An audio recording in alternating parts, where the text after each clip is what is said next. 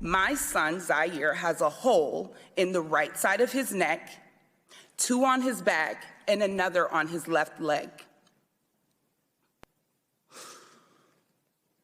caused by an exploding bullet from an AR-15.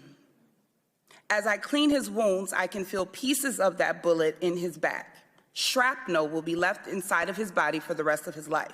As an elected official, it is your duty to draft legislation that protects Zaire and all of the children and citizens in this country. If, after hearing from me and the other people testifying here today, does not move you to act on gun laws, I invite you to my home to help me clean Zaire's wounds so that you may see up close the damage that has been caused to my son.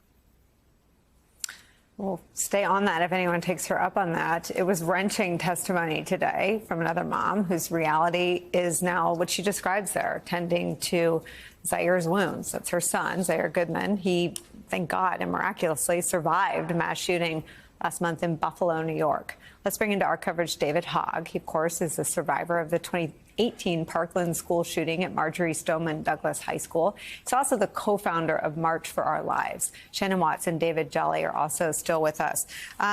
David, let me ask you first how you're doing. I mean, what is it like to see this happen in another school for you?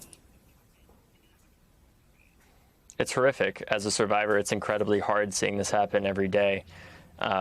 Inside and outside of our schools. You know, I not only think about when these things are on TV, but I think about friends of mine like Ruhan Brown, who goes to Harvard with me, but grew up in Southeast D.C.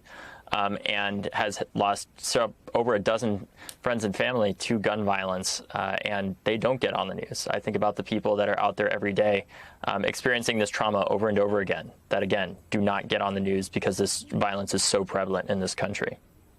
Yeah, there are these sick, like thresholds, right, that have to be met. And I was on the air when your school was attacked. I was on the air when Robb Elementary was attacked. And you gather the facts, but you're really right about that. And I wonder, you know, from your perch, how do we change the conversation to capture the pace and the frequency and the damage being done at this hour, at this moment in our country?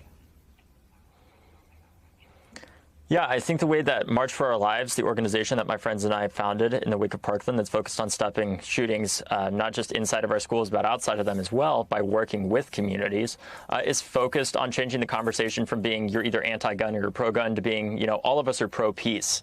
All of us are pro-gun safety. And that's what we're focused on, how we change the conversation, is by highlighting especially the young lives that are taken every day by this senseless violence, and the lives that not only make it on the news, but the ones that don't.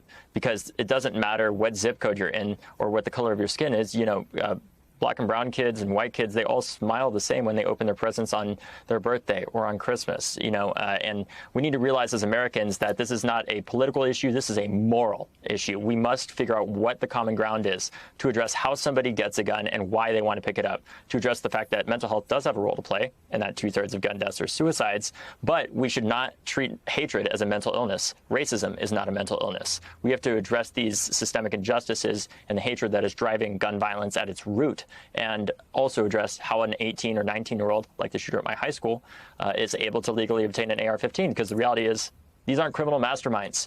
These are barely adults that have hatred in their hearts and go out and use it. We need to address these things not as Democrats or Republicans, but as Americans working to protect our kids. How does that happen? How do you take these horrific moments when it is in front of everybody, every network, even the ones on that lean in the other direction ideologically? No one can look away from something as horrific as the shooting at your school, the shooting at Uvalde. And to your point, there are moments when there are other stories dominating the headlines. How do you take these moments and these tragic losses that seem to gut everybody and actually do something about it, make a change? I think the way that we take these moments and build a movement is by working, with groups like Shannon's, Giffords, Brady, community groups on the ground like Life Camp and others, and focus on the movement and building community by realizing that there is strength in our diversity of all the organizations that work on this together, because we are all fighting for the same cause, and sharing that community, realizing that this is hard work. It is exhausting for survivors like myself, and especially people like the parents who have lost children to gun violence, to do this work on a daily basis for the few that can, because it is that exhausting. And I think what we have to do is persist. We are marching on June 11th to keep this in the news, to show that, this issue continues. We have over 450 marches planned around the country, with moms joining us, dads joining us, parents, teachers, kids, gun owners, Republicans, joining us. And if people want to march with us because they believe in gun safety, we need to show Mitch McConnell that he can't just wait this out, because Republicans are demanding action. Democrats are as well. If you'd like to march with us, text MARCH to 954-954. Once again, that is MARCH to 954-954. And if you need to have that repeated, it's on my Twitter.